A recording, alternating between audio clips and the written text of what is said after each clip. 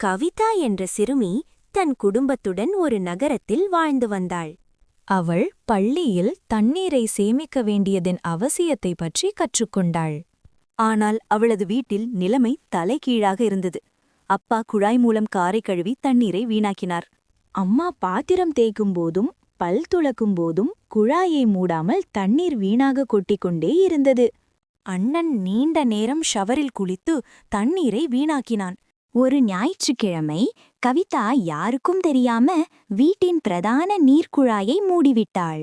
தண்ணீர் வராததால் காலையில் அனைவரும் பதற்றமடைந்தனர். எந்த வேலையும் செய்ய முடியாமல் தவித்தனர்.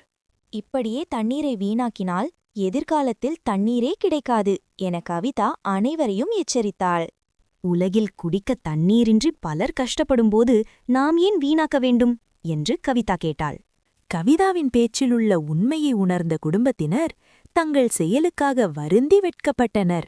அன்றிலிருந்து வாளியில் தண்ணீர் எடுத்து பயன்படுத்துவது என சிக்கனத்தை கடைபிடித்தனர். தண்ணீர் சேமிப்பு நம் ஒவ்வொருவரிடமும் தொடங்க வேண்டும். சிறு துளி பெரு வெள்ளம்.